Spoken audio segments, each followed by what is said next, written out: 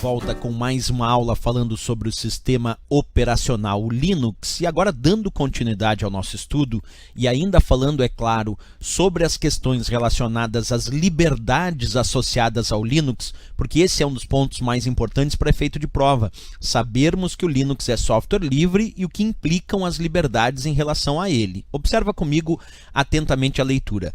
Liberdade de executar o programa como você desejar para qualquer propósito. Isso é sempre muito importante lembrar, é claro, no caso do Linux, tu tem a liberdade de executar o programa para qualquer propósito. Não precisa informar se é uso comercial, se é uso residencial, se é uso doméstico, se é uso no ambiente da universidade, de grande ou pequena empresa, não. Tu pode executar o programa como desejar e para qualquer propósito, isto é uma liberdade imposta. Outra liberdade que a gente sempre analisa de forma enfática, que você receba o código-fonte ou possa obtê-lo se você quiser. Isso é importantíssimo. Quando a gente fala de software livre, no caso especificamente aqui do Linux, tu tem que ter permissão para acessar o código-fonte. Tu tem que ter permissão para acessar os códigos que foram utilizados para criar, para desenvolver aquele programa.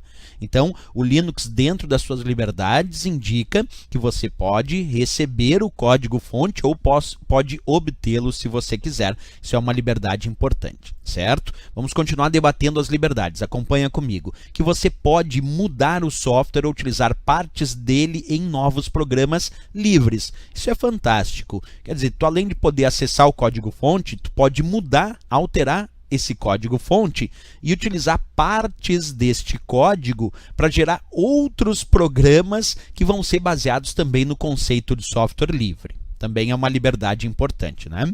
Depois, continua comigo, que você saiba que pode fazer essas coisas. Embora isso pode ser uma bobagem, alguém me diria, professor, mas por que dar ênfase para isso? Porque, na verdade, quando a gente pensa na licença GPL, que é a licença pública geral, versão 2, que é a base aí, das distribuições do Linux, tu tem que imaginar que não só tu pode acessar o código-fonte, pode alterar, pode redistribuir, tudo que a gente comentou aqui sobre liberdades, mas tu tem que estar ciente dessas liberdades. Então, que você saiba que pode fazer essas coisas, está descrito lá na licença GPL versão 2, isso como sempre muito relevante, né? Além de tudo isso, dessas liberdades relacionadas mais à parte técnica, tem aquela parte do usuário comum, a parte prática, que você pode copiar e distribuir. Então, tu pode criar cópias do Linux e distribuir como tu desejar, porque essa é a ideia. Pode copiar e distribuir. Isto é uma liberdade, claro, muito relevante. Outro ponto que eu acho legal debater é que você pode cobrar pelo ato físico de transferir uma cópia. Como alguém me diz assim, professor, mas se cobrar pelo ato físico de transferir uma cópia, isso é livre? Sim, é livre, porque tem que ter a liberdade, inclusive, de que se tu desejar cobrar pelo ato físico de transferir essa cópia, tu tem que ter essa liberdade. Senão fica a falsa ideia, como eu já falei, que tu seria obrigado a distribuir gratuitamente. Bem, mas daí nós já tiramos a liberdade. A liberdade, na verdade, é poder cobrar se assim tu desejar. Então isso também é interessante ou relevante ali no nosso estudo, né?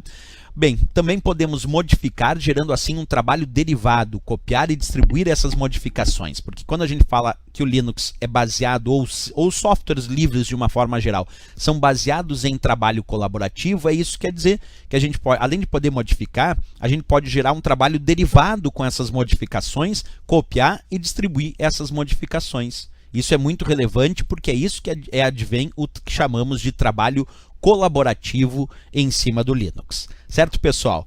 É isso. Na próxima aula nós continuamos com discussões sobre o Linux, mas agora já falando sobre questões práticas desse sistema operacional, como por exemplo os seus diretórios, que são na verdade como se fossem as pastas do Linux. Isso a gente discute a partir da próxima aula. Certo, pessoal? Se gostou do nosso vídeo, não esquece, deixa um gostei ali, marca gostei porque é importante e também se inscreve no nosso canal. Até o próximo vídeo, bons estudos!